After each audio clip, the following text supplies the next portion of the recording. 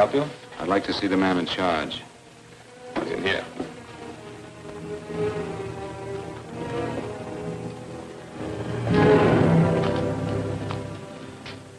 I want to report a murder. Sit down.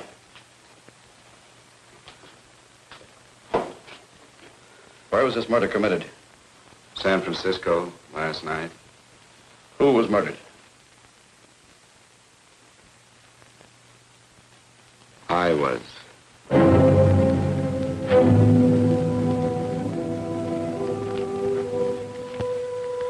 Well, do you want to hear me out or don't you, Captain? I don't have very much time. Your name Bigelow? Frank Bigelow? That's right. Answer the San Francisco APB. Send it direct to Inspector Bannon at Homicide. Tell him we found Frank Bigelow. Go ahead, Mr. Bigelow. Well, this involves some other people, Captain. A number of other people. You tell it any way you like. I live in a little town called Banning out on the desert. It's on the way to Palm Springs. I have a small business there. Paula? Yes, Mr. Bigelow? Get me a copy of Miss Hollis's 48 tax return, will you? Oh, you better get the 47, too. Yes, Mr. Bigelow. I don't think we took any depreciation on that new equipment last year. No, we didn't. I remember you said we could include it all this year. Sure we can. Hey, Frank. Yeah, well. Peterson says he wants a financial statement before he can give me my loan. Hello, Kitty. I will. Well, I'm leaving for San Francisco today, but I'll be back in about a week. I'll take care of it for you then. Sure is a scorcher, isn't it? Well, I've seen him worse. Well, have a nice time, Frank. Yeah, thanks, Will. Paula, why don't you come down to the place and let me give you another permanent? Makes your hair so much easier to manage in all this heat. I can't afford it right now. Maybe next month. Yeah, here it is. No, we didn't take it. Well, we can do it this year. You work it out any way you think fit. Have a nice trip, Frank. Sure, Kitty. See you when I get back. Bon voyage. Why don't you come down anyway, Paula? We'll work out a deal on that permanent. Thanks. Maybe I will. Hello? Oh, hello, Mr. Hawkins. Just a moment. Do you want him to send your ticket over? No, I'll pick it up myself. No, never mind. Mr. Bigelow will pick it up at the station. Bye.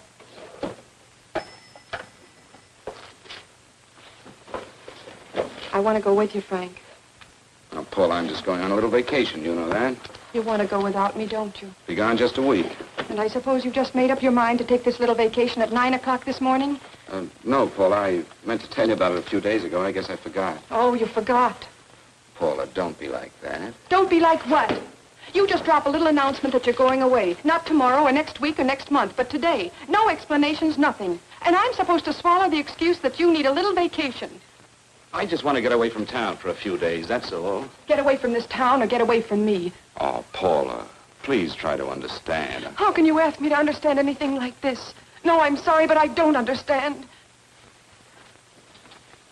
Go to San Francisco, but don't expect me to be waiting for you when you get back.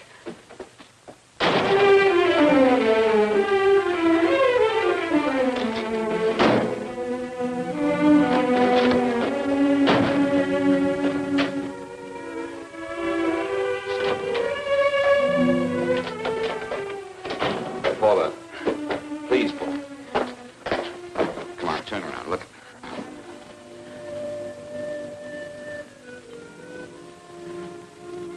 Come here. Why do you do this to me, Frank? Why can't you be honest with me? As honest as I am with you? Do you have to go? I have to go, Paula. I know what I'm doing. All right, go. Go anywhere you like. You can go to blazes for all I care. Paula. Paula. Yes, I know I'm being foolish. Come here.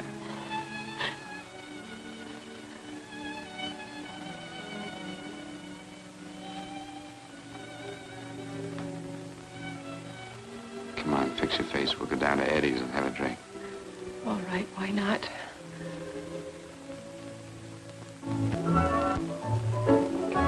Hi, Paula. Hi, Eddie. Give us a couple of cold beers, will you? Coming up. Hi. Come on.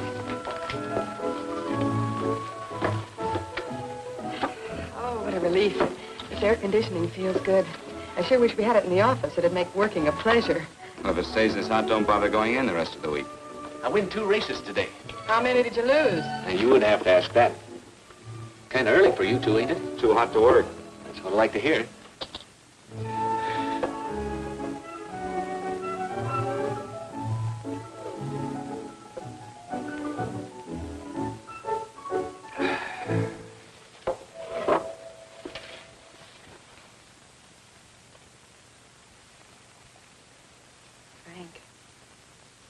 You'll take me with you, won't you? You will, won't you? Or am I crowding you? What do you mean, crowding me? Maybe you do need this week away alone. Maybe we both do. I know what's going on inside of you, Frank. You're just like any other man, only a little more so. You have a feeling of being trapped, hemmed in, and you don't know whether or not you like it. Look, Paula, I'm going to be honest with you. I care too much for you not to be honest with you. I'm as much concerned for your happiness as I am for my own. I know you've had one bad experience, Frank. I know all about it. But you don't know what it can do to 2 people, Paula. And the woman always gets hurt more than the man. I don't want you to get hurt, darling. More than anything in the world, I don't want you to get hurt.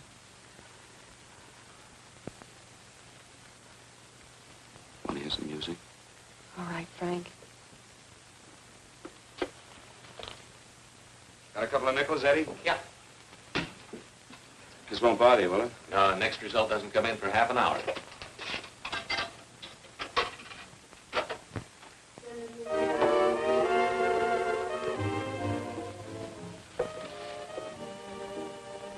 I thought that by now we'd be married.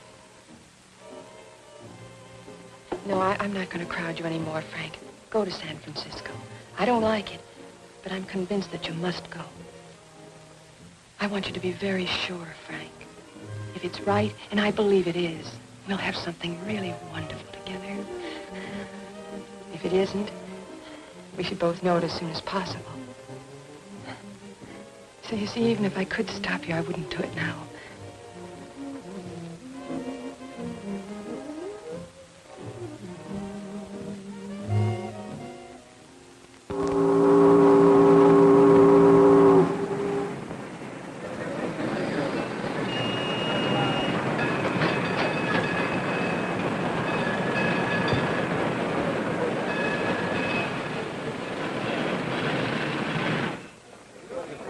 Yes, sir. My name is Bigelow. I have a reservation. Yes, sir.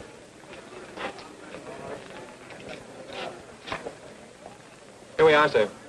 My name is Bigelow. I have a reservation. I have it, sir. It's a very nice room on the 6th floor, facing the bay. Boy, this might help you enjoy your stay, Mr. Bigelow. It's a little booklet on how to have fun in San Francisco. Oh, thank you. Very welcome, sir. Thank you. Say, is it always like this around here? No, this is market week, and it's the last day, too. Boy, always around until you need him. Oh, 517? Thank you. Here's a message for you, Mr. Bigelow. Long-distance call came in about an hour ago from Banning, from a Paula Gibson. Oh, thank you. Very welcome. Show Mr. Bigelow to 618. Right this way, Slide.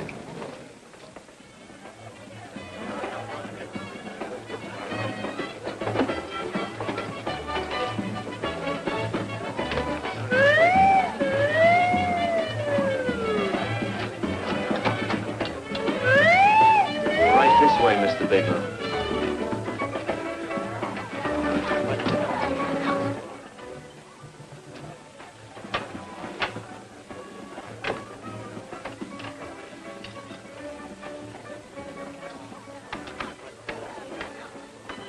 Is there anything else, Mr. Bigelow? Oh, yes, you can get me a dry Manhattan and a package of razor blades. Yes, sir. Thank you. Oh, and you can leave that door open. Hello, operator. I want to speak to Miss Paula Gibson in Banning, California. Yeah, that's right. No, I'll wait. Hello? Hello, Paula. Oh, hello, Frank. How was the trip? Fine, just fine. Having a miserable time, I hope. Well, I don't know. I just got in. What was that? Market week. The place is crawling with traveling salesmen. You know, Charlie Anderson found out that you went away and he asked me to go out with him. Oh, really? How did he make out? I'm considering it. Is that what you called to tell me?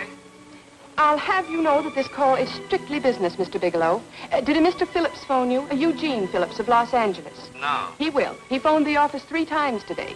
Said that he wanted to get in touch with you immediately. He said it's most urgent and imperative that he reach you at once.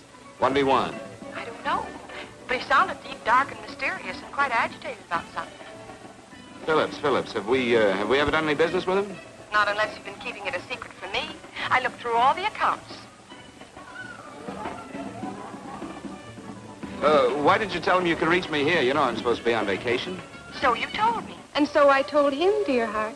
But the gentleman didn't seem to respect your temperamental moods the way I do. He was very insistent that he speak to you before it's too late, as he put it. Well, tell him you tried to get in touch with me and I changed my plans and you can't reach me. He won't talk to me. I told him that I was your confidential secretary, but I guess I didn't sound confidential enough. So I told him that he could reach you there this evening. Well, call him back. If it's as important as he says it is, he'll talk to you. Otherwise, he'll just have to wait until I get home. My, aren't we adamant this evening? All right, shall do. And Frank, Yeah? I don't quite know how to say this. Say what? But what I want to say is that there's nothing you can do that you ever have to feel guilty about. Oh. Sure. Thanks, Paula. I'll call you tomorrow. Right.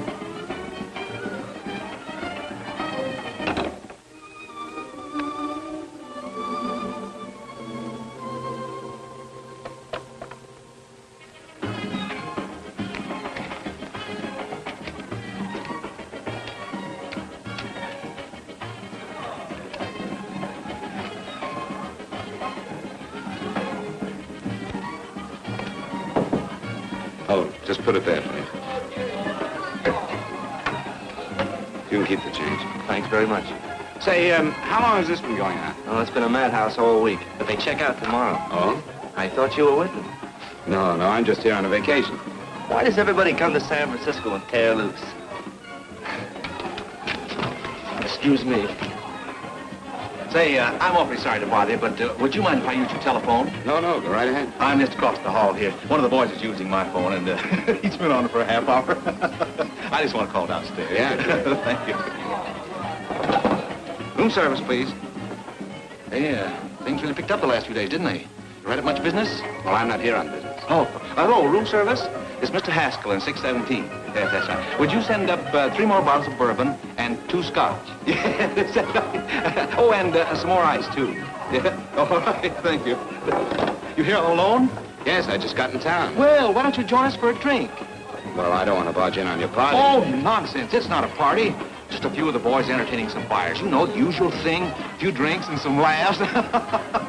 It's no party. Come on. Well, Come on. All right. I know what it's like to be all alone in a strange city. I'm Sam Haskell. I'm Frank Bigelow. You think some of these guys never been away from home before? Yeah.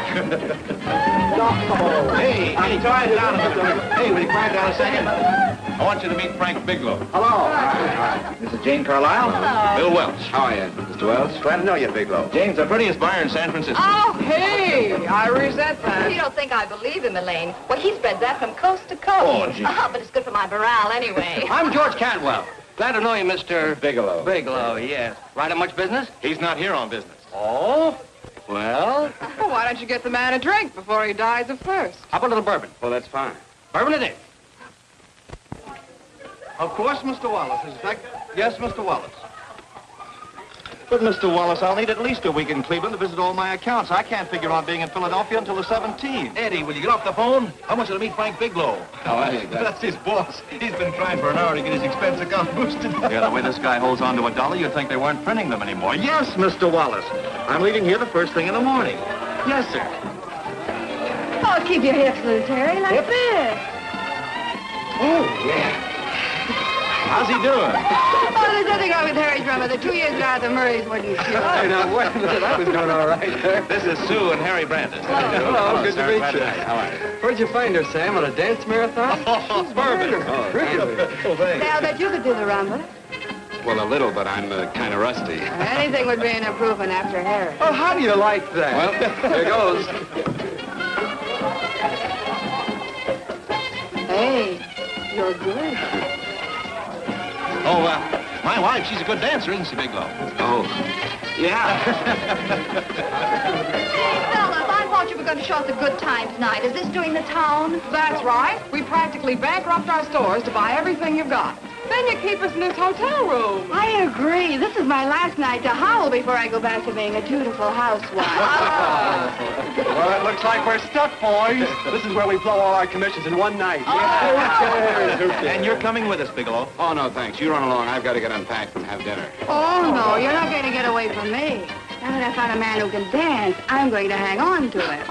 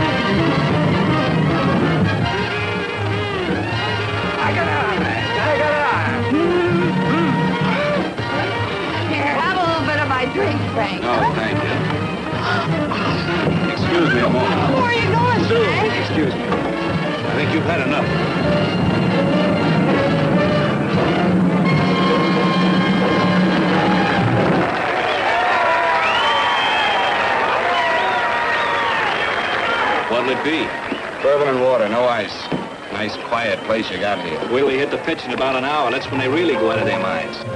Who's the blonde? Oh, she's one of the chicks that hangs around here. She's jive crazy. Come again? Oh, you ain't hip, pal. Jive crazy means that she goes for this stuff. Just between you and me, I don't get it either, but I gotta listen to it. They're all connoisseurs, music lovers. Me, I like Guy Lombardo. What's the matter with him? Oh, he's flipped. The music's driving him crazy. Come down, Jack. Oh, don't buy me, man. I'm being in light. Is the blonde alone? Oh, sure. Society. She always comes in alone. Drives a big convertible, wears a mink coat, but knows everybody. But she always comes in alone. Thank you. I wanted to kiss you. I tried to... Give me another blast, Leo. What's your story, Jeannie? Easy.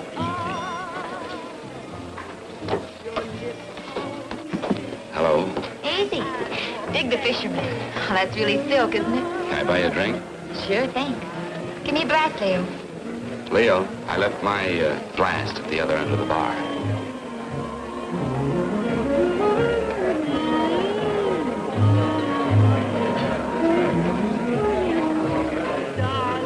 My name is Jeannie. What's you? Frank? I've never seen you here before, Frank. Well, I've never been here before.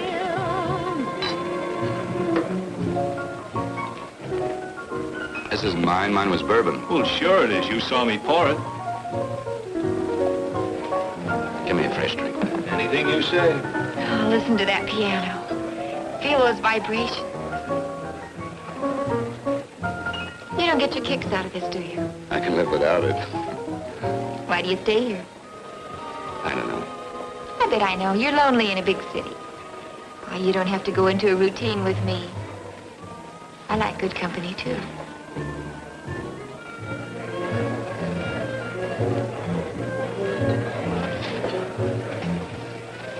Say, there are some people there I want to avoid. Couldn't we get out of here? Let me think about it. Oh, come on. How about going somewhere else, then? Why don't you meet me later? Okay. Where? I tried to forget you, but you whispered, darling, I love. Call me at that number later. It's my next stop. They've got a band there that'll really send you. See you, Jeannie. Easy.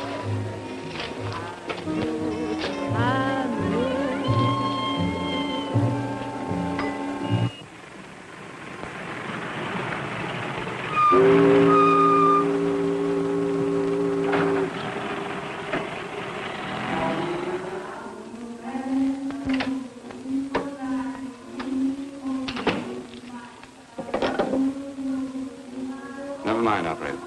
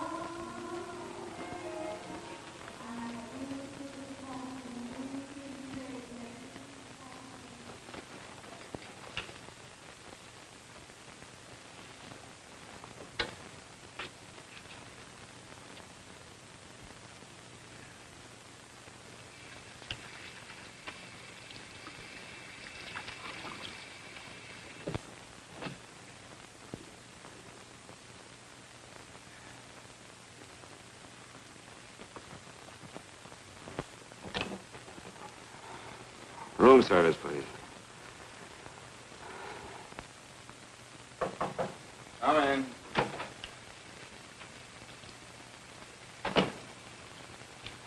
Be right with you, waiter. Yes, sir. Rest well, sir? Yeah, sure. May I? Go ahead.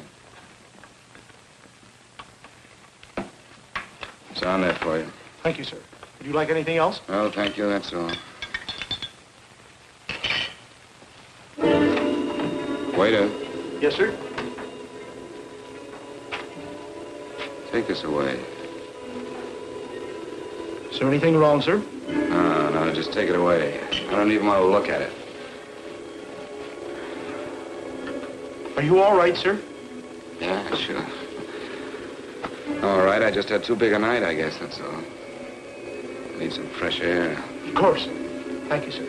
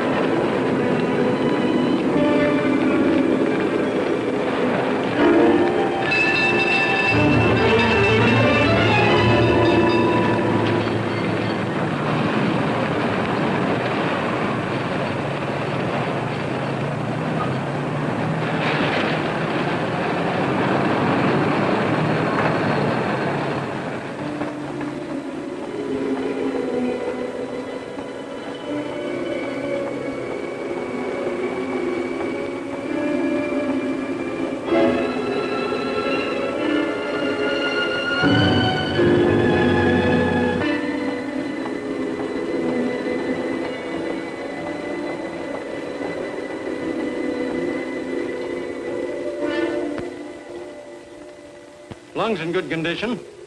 Blood pressure normal. Heart fine. Well, it's a good thing everybody isn't like you, Mr. Bigelow. Put us doctors out of business. I'm glad to hear it, Doctor. I was a little worried. Don't let a little bellyache worry you. Could be just the change of climate.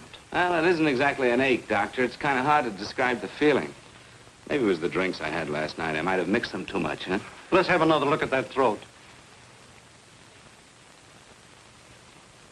You may finish dressing now, Mr. Bigelow. I want to get the results of those tests we took. Thank you, Doctor.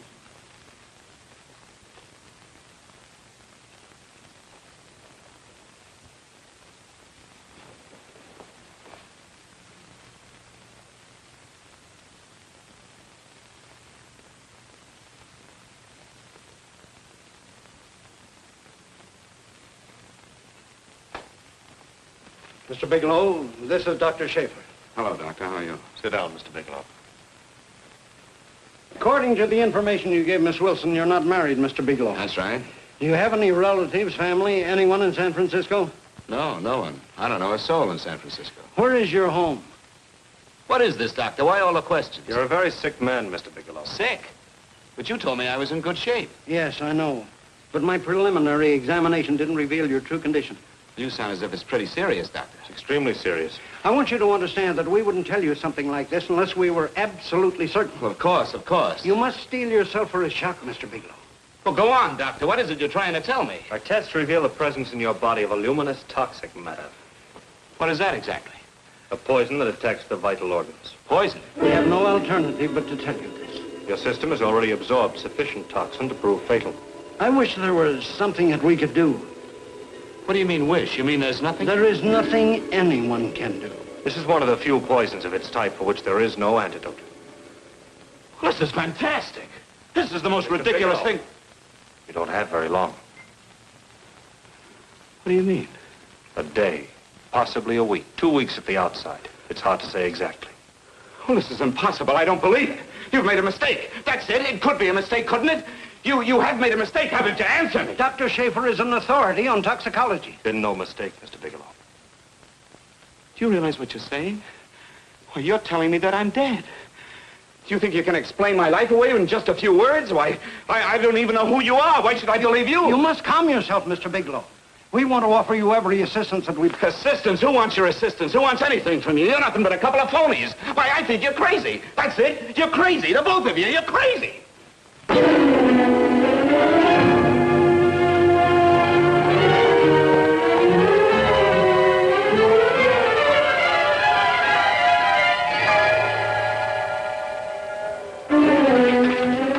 Where's the doctor? You can't come in. Come on, tell me. You have to go through this before you come Get here. out. Doctor. What's the trouble here? What's the matter with you? Doctor, I want you to examine me for luminous poison. Come right in here.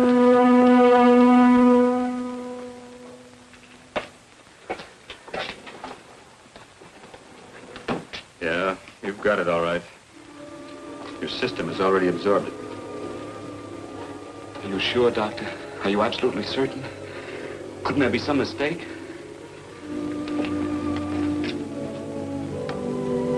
There it is. Toxin is actually luminous in the dark. Now there's no doubt about it, Bigelow. I don't feel sick. My stomach is just a little bit upset. Maybe it's not as bad as you think, Doctor. That's characteristic. With a heavy jolt, you go suddenly in a matter of hours. But if the stuff is taken in a lesser degree, you last a while, and then...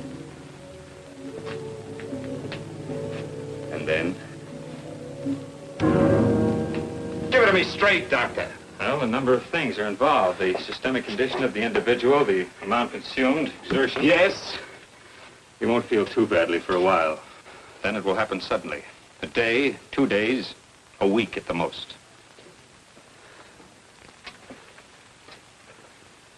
A day? 2 days? There's nothing that can be done now. If it had been caught in time, your stomach could have been washed out. But you've had it in you for some time now. For at least 12 hours, haven't you, Bigelow? I don't know.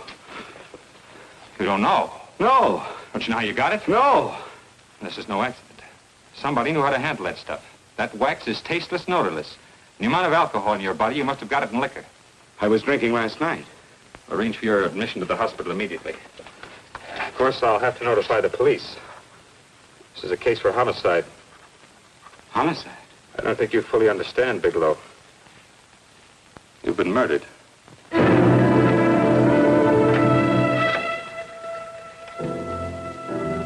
Get me police headquarters, please. Homicide Bureau.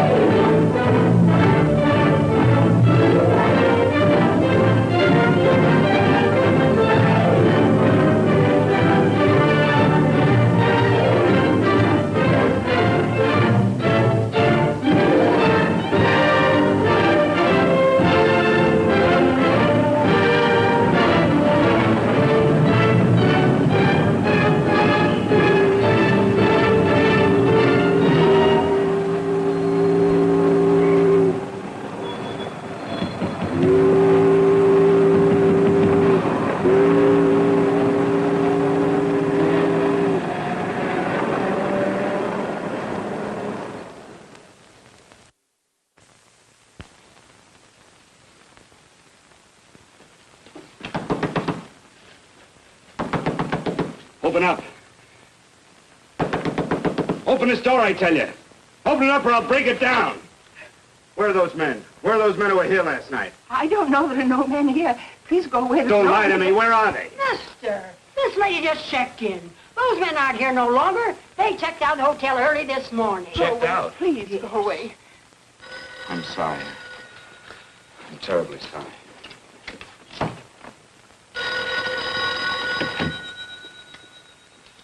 Hello? Please, Mr. Bigelow, my eardrums.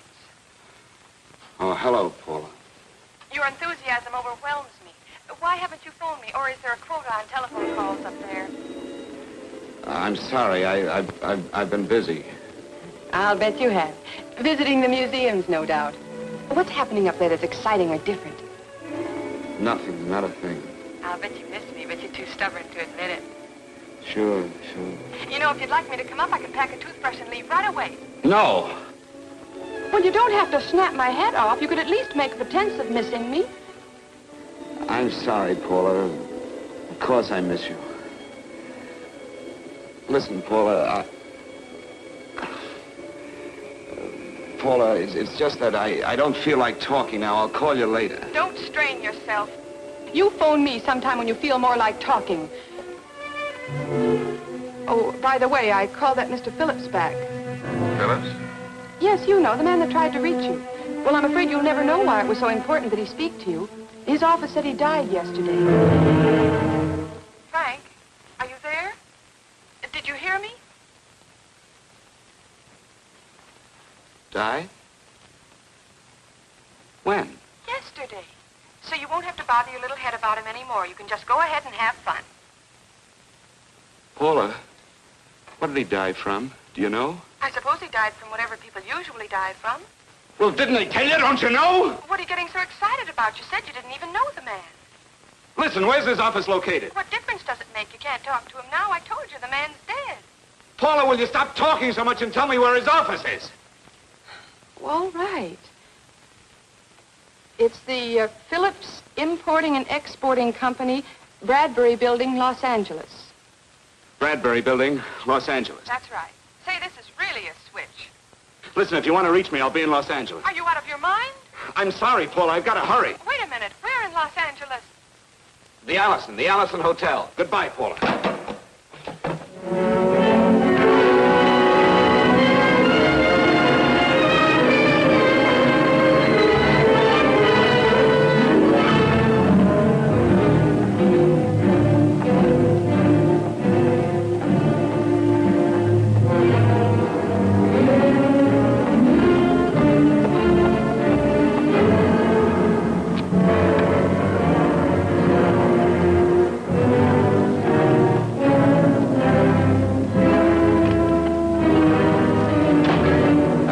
Someone in charge here. What is it in regard Well, to? it's a personal matter. It's quite urgent.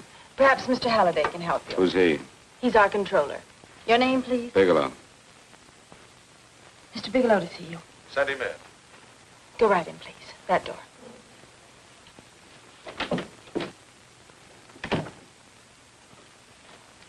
Mr. Bigelow? How are you, Mr. Halliday? What can I do for you? Well, Mr. Phillips phoned my office several times yesterday. I'd like to find out what it's all about. You know Mr. Phillips died yesterday? Yes, I know. Well, I don't understand. If he phoned you, didn't he tell you what it was about? Well, he didn't speak to me. I wasn't in my office at the time, and he wouldn't tell my secretary. Well, I'm afraid I can't be of much help, Mr. Bigelow. I've no idea why Mr. Phillips tried to reach you. I'm sorry you had to make the trip for nothing. How do you know I made a trip? I didn't say anything about making a trip. I merely said he phoned my office. My office could be here in Los Angeles. Miss Foster, Yes? didn't you mention something yesterday about Mr. Phillips speaking with Mr. Bigelow in San Francisco? I said that he had phoned Mr. Bigelow's office in Banning, but that Mr. Bigelow was staying at the St. Francis Hotel in San Francisco. I'm sorry you misunderstood me. Do you know why Mr. Phillips called? No, I don't. All right, thank you, Miss Foster. You can understand that we've been somewhat upset around here. Now, if you don't mind,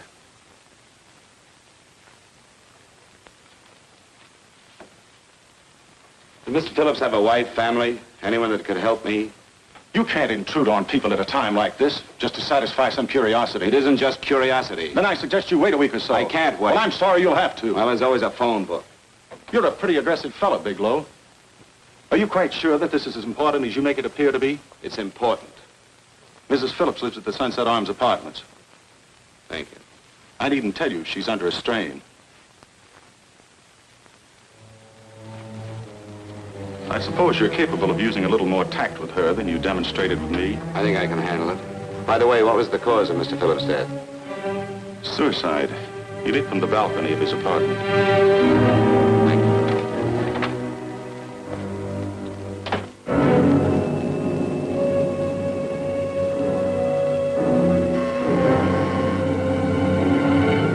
Come in, Mr. Bigelow.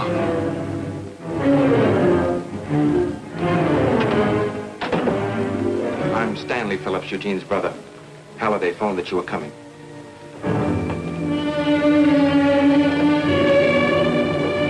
This is my sister-in-law, Mrs. Phillips.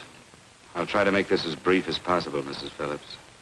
I'm afraid I can't be of any help to you, Mr. Bigelow. I haven't the slightest idea why my husband wanted to speak to you. Well, I guess Halliday covered just about everything.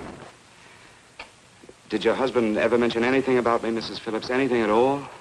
No, I can't recall Eugene ever having mentioned your name.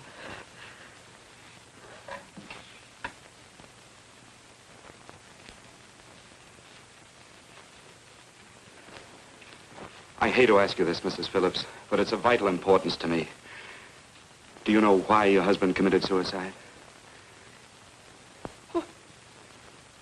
Oh. You're certainly not the most diplomatic person in the world, are you, Bigelow? Were you a friend of my brother's? I never met him.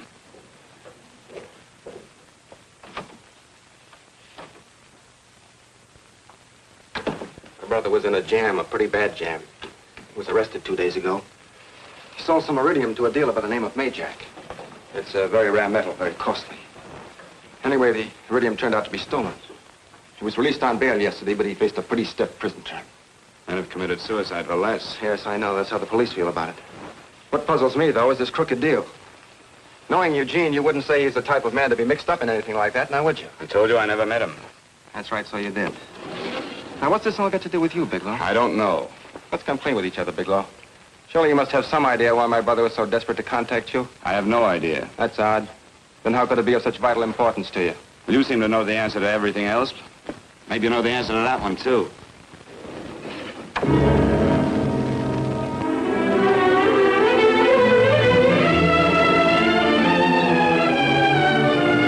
There's a message here for you to call operator 82 at Banning. Oh, thank you.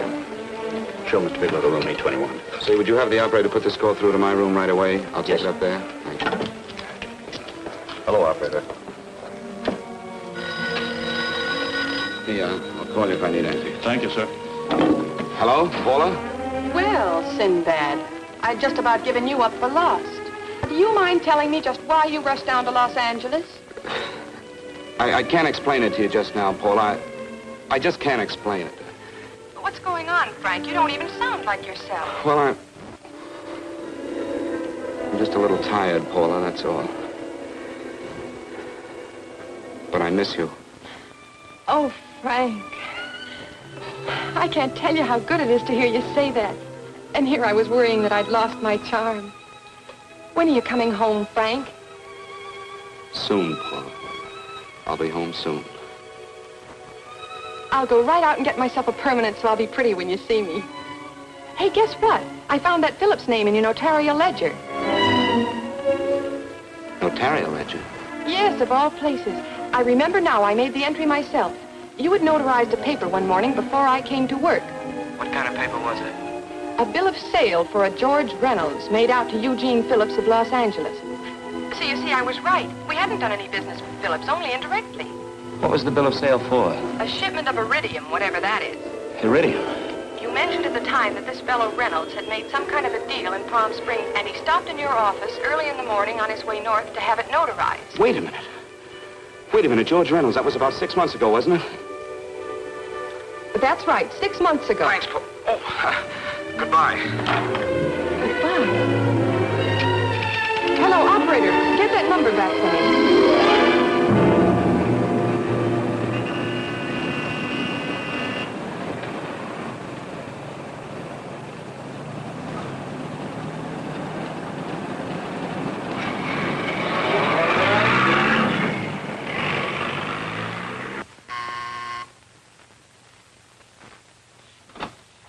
I've got to talk to you, Mrs. Phillips. Please, go away. I want to be left alone. But I found out why your husband wanted to see me. It was in connection with a bill of sale. Come in. Thank you. What do you know about a man named George Reynolds? George Reynolds? Yes. Why, that's the man my husband claims sold him the iridium. And what did Reynolds claim? Reynolds disappeared. Yes?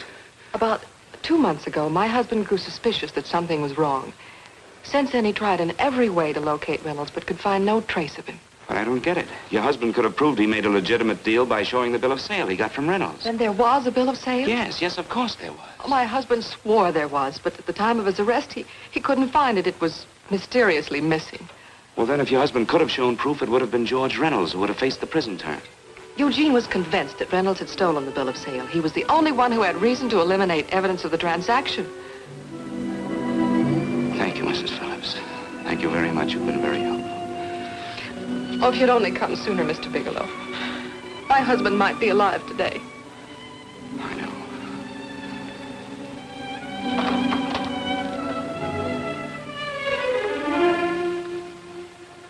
The only thing that puzzles puzzles me, Miss Phillips, is that you haven't asked how I knew there was a bill of sale.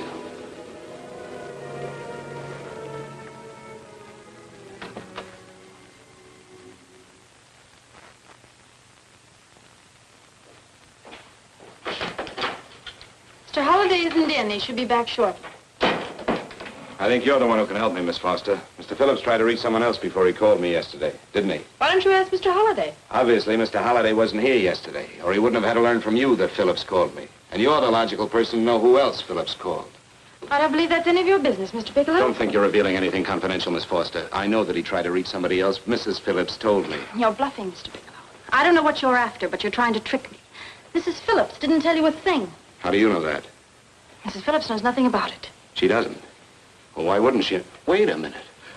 I was talking about George Reynolds. Who did you think I meant? Just who is it that Mrs. Phillips doesn't know I about? told you before, that's none of your business. All right, young lady, I'm going to give it to you straight. Phillips was murdered. Murdered?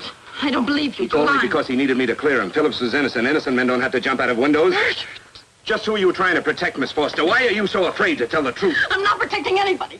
I haven't any more to say. All right, young, listen to me. This thing is going to explode wide open. If you got nothing to hide, you better start talking. Or maybe you are mixed up. No! Well, then come on. Mr. Phillips called Marla Rakubian. He went to see her yesterday morning.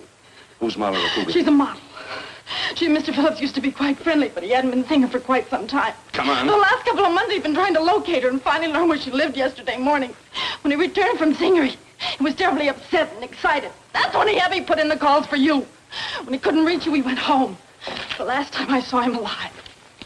Give me Marla Rakubian's address. I don't think Mr. Phillips realized I was aware of his friendship with Marla Rakubian, and out of respect for him, I never intended to tell anybody. I had no idea that she had anything to do with the trouble he was in. I admire your discretion, Miss Foster. You know, you must be pretty friendly with Stanley, Miss Foster. He knew how desperately his brother tried to reach me yesterday, and he wasn't even here at the time. And now you seem to know all about what happened in Mrs. Phillips' apartment.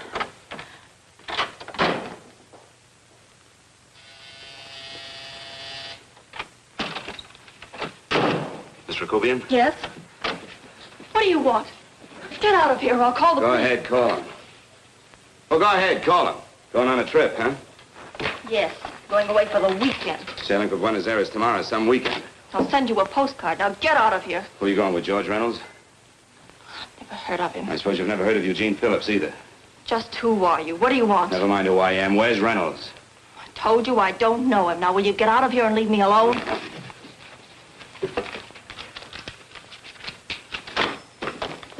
So you never heard of George Reynolds, huh? And don't try to tell me that this isn't him because I've seen him. If you think you can scare me, you're crazy. Look, I know that Phillips came here yesterday. And right after he left, he was pushed out of a 6-story window. Pushed? Phillips committed suicide. Your playmate Reynolds murdered Phillips. And then he went up to San Francisco to get me. Because I knew about a certain bill of sale. I don't know what you're talking about. You're in this right up to your pretty little neck. I'm not mixed up in anything. Get your hands up. Drop that picture on the couch. Turn around. Don't get any ideas because I'm not afraid to use this. Give me your wallet.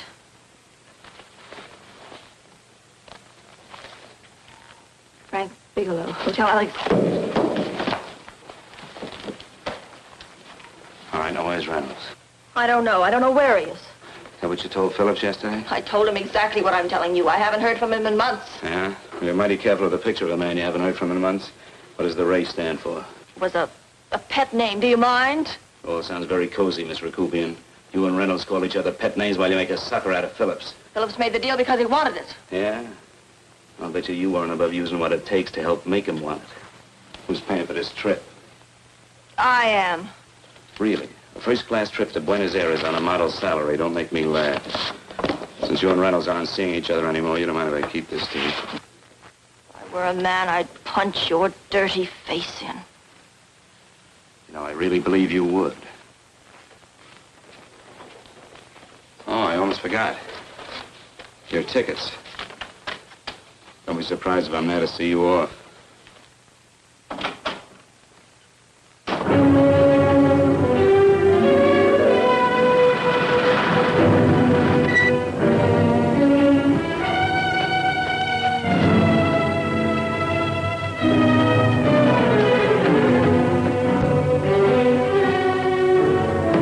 Angelo.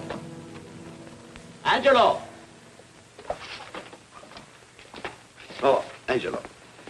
remember taking this picture of a George Reynolds? I take so many pictures, I can't remember them all. This gentleman is a friend of his and would like his address. We have no card on him.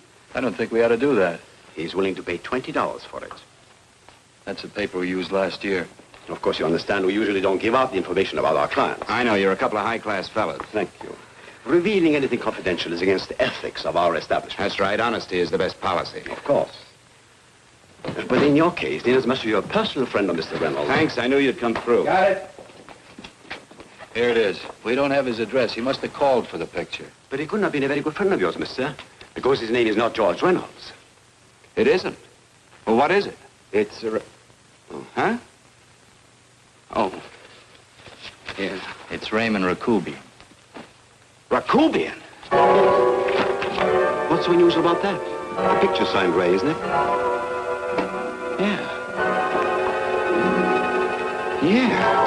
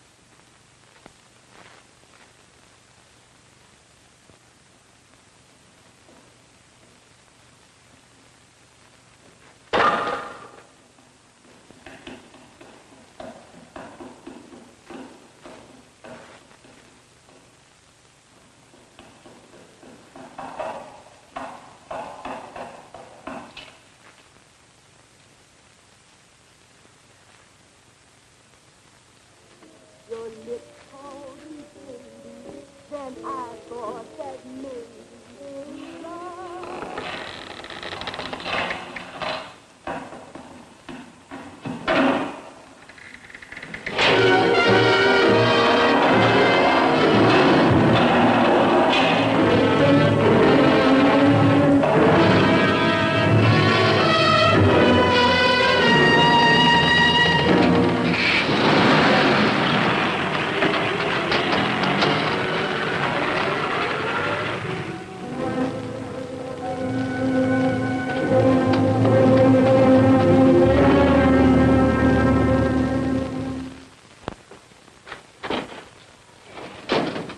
Bigelow, are you all right?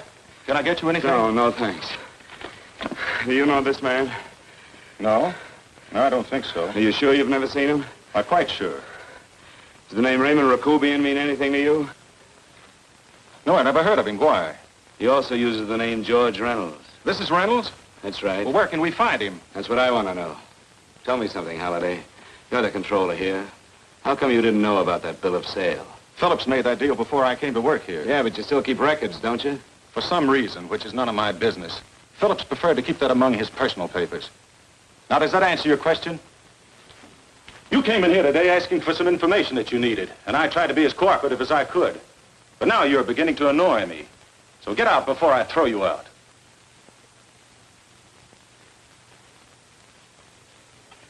You know, you really frighten me.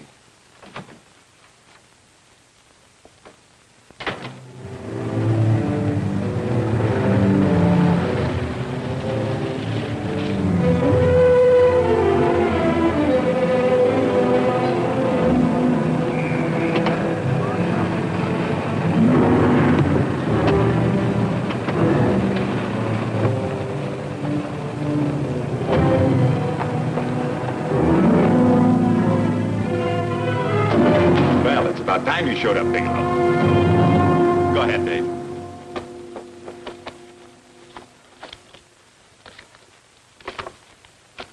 Real cute, ain't you, Bigelow? Just real cute. Marla didn't lose much time getting a hold of you guys, did she? Shut up. Let's go, Bigelow.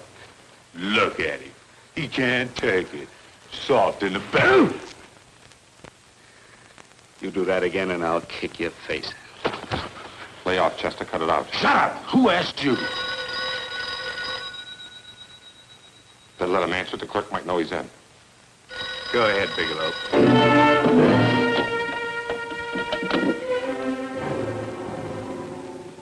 Hello? Frank, why did you hang up on me? I've been trying to get you for hours. I'm sorry, Paula. I was in a hurry. Well, don't be in such a hurry this time. You didn't give me a chance to finish what I had to say. What's the name? I wanted to tell you that McGowan was in hollering his head off because you didn't go over the books. Tell McGowan to get another auditor. Sure. Sure, I'll just do that little thing and lose the best paying account we've got. Do as I tell you, Paula. Frank, are you drunk? Paula, how much we got in the bank? About $2,200. Draw it out tomorrow. Sure. Then what do? Skip town without paying our bills? Forget the bills. You know that coat you always wanted? Buy it. You are drunk. You know, if I didn't have such a good character, I'd be tempted to take advantage of your intoxicated state, Mr. Bigelow. I'm not drunk, Paula. Well, then don't tell me that one day away from me can affect you this way. Cut it short. Paula, Yes? I'm sorry I left you. I never realized how much I love you. But I know it now. Oh, Frank, darling, I love you too so very much. Please come home. I miss you terribly. I said cut it short. I'd just love to let you have it, Bigelow. Let's go, Chester. This guy's kept us waiting long enough now. Walk in front of me, Bigelow. And keep your mouth shut. If you so much as look cross-eyed at anybody, I'll blow the back of your skull out.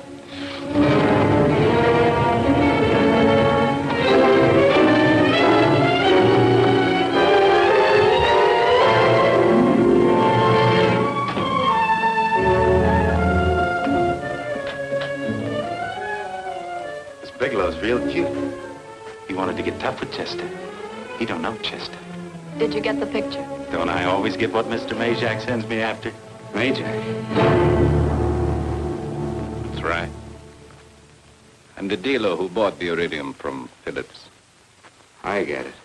You have Rakubian unload stolen stuff on Phillips with the help of Marla here, and then you buy it back from him. Oh, you certainly made a sucker out of Phillips. What is it, Mr. Bigelow? Exactly what is on your mind? I'm looking for Raymond Rakubian. What? Well, now, Marla here has told you everything else. I'm sure she must have told you that, too. You don't expect me to believe this conversation.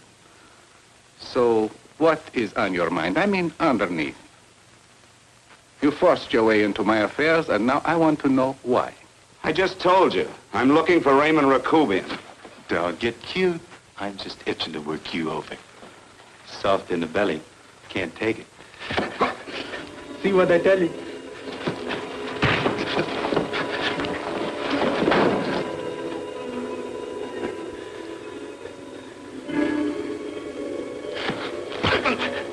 Can't do that to Chester. I'm gonna blow your guts out. Easy. Lay off, Chester, not now. Look at him. He's so scared of Chester, he'd talk now. He's not afraid, Chester. You can tell from a man's eyes when he is afraid. Look at his eyes.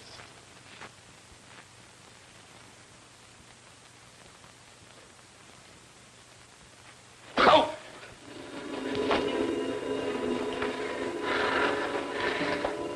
I'm telling you, Majak, you better keep him away from me or he's really gonna have to use that gun. Go away, Chester, please.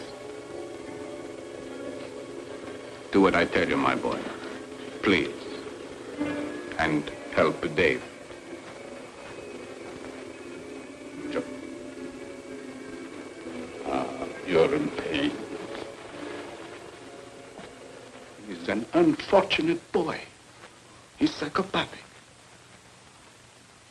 He's unhappy unless he gives pain. He likes to see blood. Come with me, Mr. Bigelow.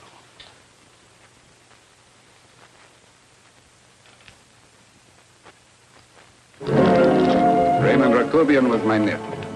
He could not possibly have tried to kill you. He's been dead 5 months.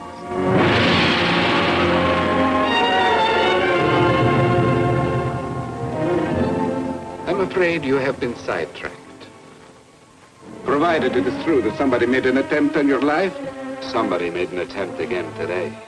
I had no reason to kill you, believe me. What do you mean you had no reason? I notarized a certain bill of sale.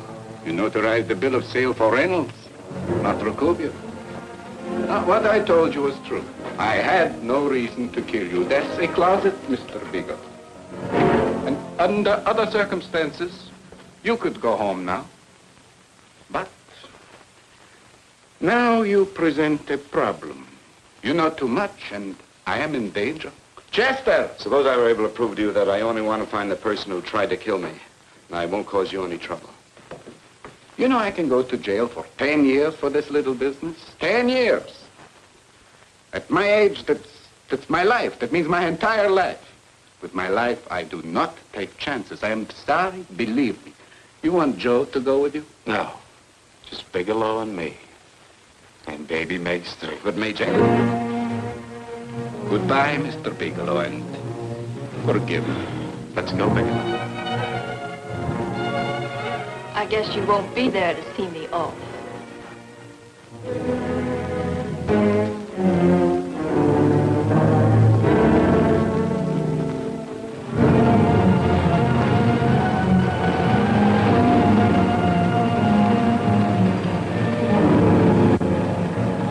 You tried to make a boob out of me in front of Majak. You shouldn't have done that, Bigelow. I don't like that. I'm going to enjoy this, Bigelow. I've done jobs like this before. I knocked off guys I could like. But I don't like you, Bigelow. I never liked that puss of yours from the minute I seen it. Yeah. I'm going to enjoy this.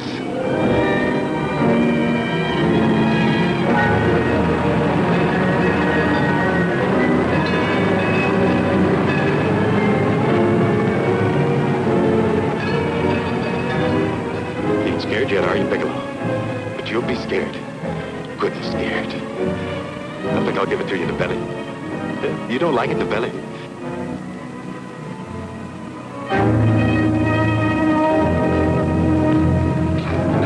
Good. Try it. I'd just love you to try it, Bigelow. Why don't you try it? Go ahead.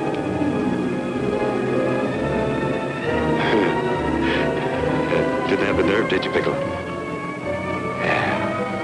I think I'll give it to you right in the belly.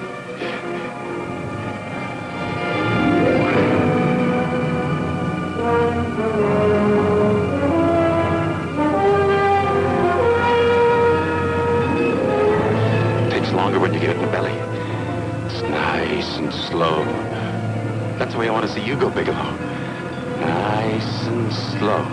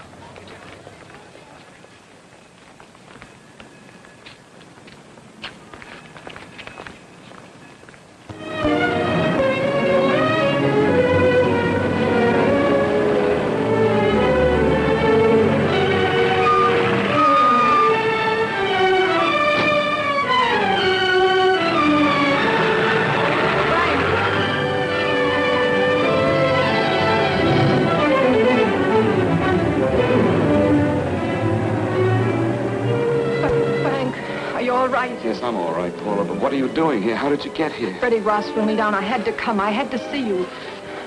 You shouldn't have come, Paula. You shouldn't have. What is it, Frank? You're in some kind of trouble. I know it. Look at you. You're a sight. Your clothes look as if you've slept in them. Are you ill? You are. You're feverish. I'm all right, Paula, and I'm not in any trouble, believe me. You're lying, Frank. Right after I spoke to you, I got a phone call from the San Francisco police. They asked if I knew where you were. You didn't tell them anything, did you? Of course not. It was the homicide detective that called. What is it, Frank? If you're in any kind of trouble, you certainly can trust me. Look, I'm not in any trouble with the police, Paula, believe me. But you can't stay here. You've got to go back to Banning right away. No, I won't go, Frank. I won't. I'm staying here with you. Paula, it's better that you go back, believe me. Why? What's this all about? What have you got to do with this Phillips and Reynolds? Phillips was murdered. What could that possibly have to do with you? All you did was notarize a paper. You've notarized hundreds of papers. I know. All I did was notarize one little paper out of hundreds. Frank, you frighten me. You don't even act like yourself. I know that you're in trouble, that something is wrong, that you're in serious trouble.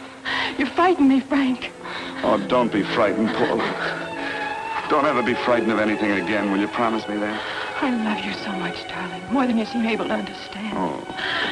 I never really knew happiness until I loved you.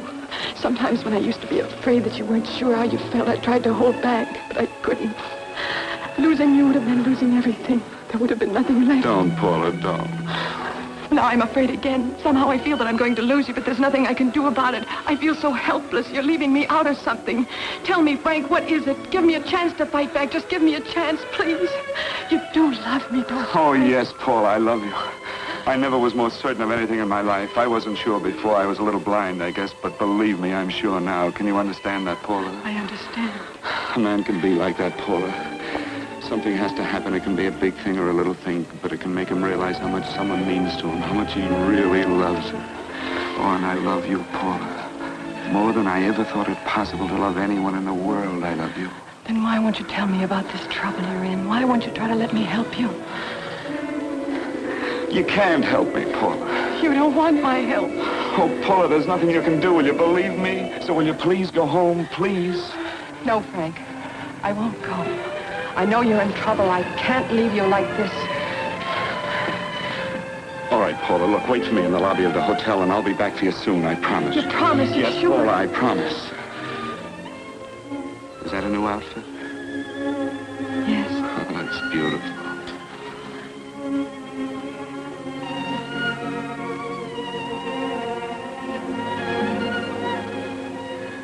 You'll come back to me, won't you, Frank? Yes, Paula, I'll come back, I promise. Please hurry, darling. Oh, I love you. I love you, Paula.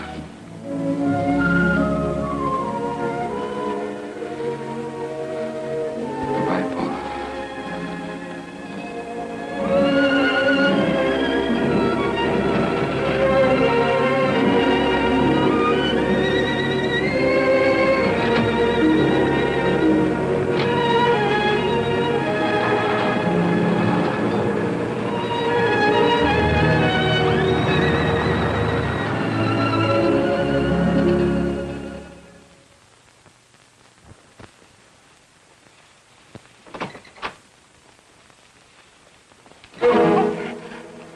Stanley here? You sure? All right, get in there. Now get Stanley on the phone. Tell him to come over here right away. Use any excuse you want. What are you going to do? What was Stanley going to do when he used me for a clay pigeon today? I don't know what you're talking about. Don't act innocent with me. I fell for that once. I don't know what you mean. I told you everything you wanted to know this morning. Yeah, you told me just enough so I'd get sidetracked and wouldn't know that Stanley was the one I was after. Stanley? Oh, no. You and Stanley have been together on this from the start. Now, come on, get on that phone and call him. Don't let him know I'm here. Bigelow.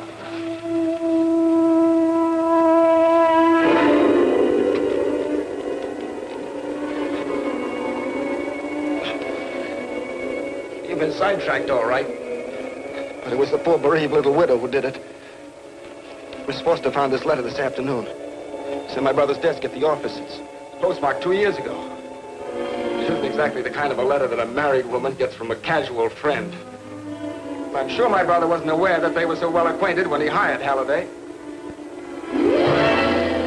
What's the matter with him? He hasn't felt all right since dinner. Where did he have dinner? At Mrs. Phillips' apartment. Halliday was there, too, and Stanley confronted them with that letter. Did you have anything to drink? Yes, why? How long ago? Half an hour ago, just before I came here. Miss Foster, get on the phone, call the emergency hospital. Have them get an ambulance over here right away. What? Tell them to prepare a stomach wash for luminous poisoning. Luminous poisoning? Come on, do what I tell you. You may still have a chance to save his life. Go on!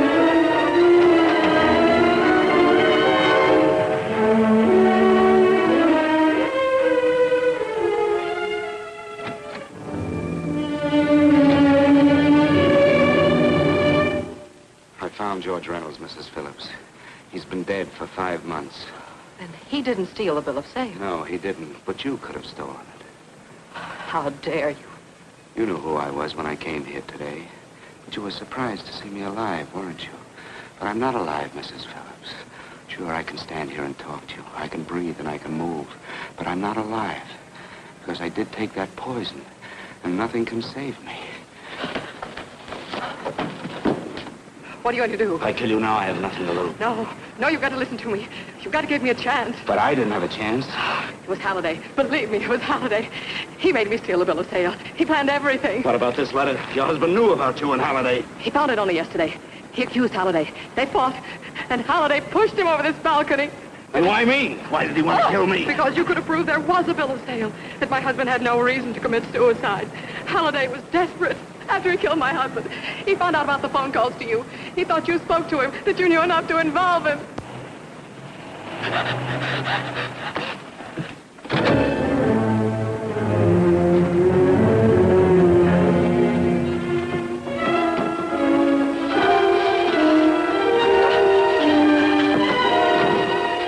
Where's Halliday?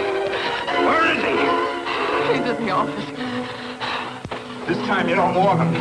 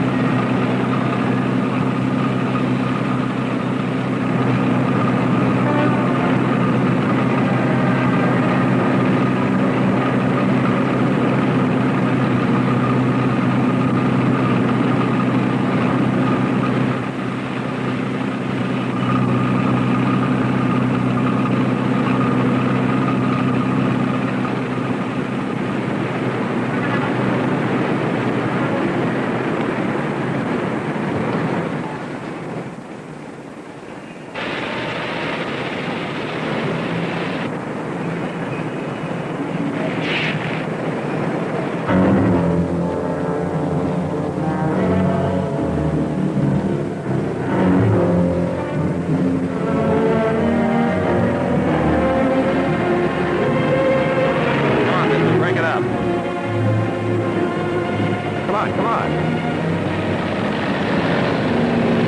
Come on, move along. Come on, let's break it up. Move along now. Let's get going. Come on.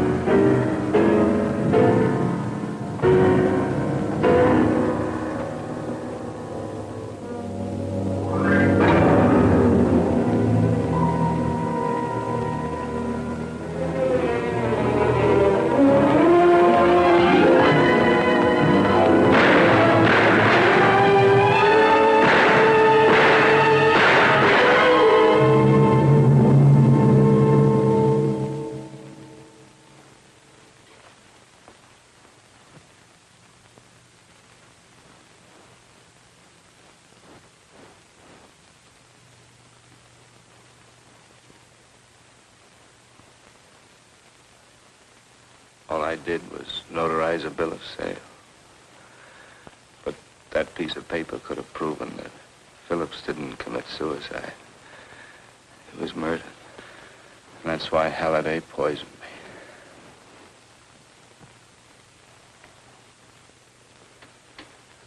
me. Would you?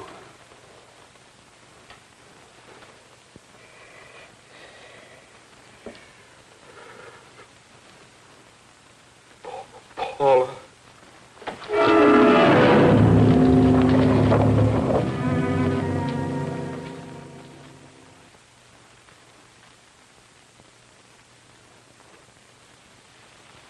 Call the morgue.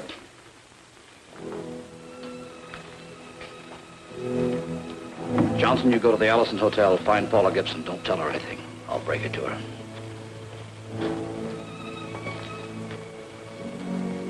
How shall I make out the report on him, Captain? Better make it dead on arrival.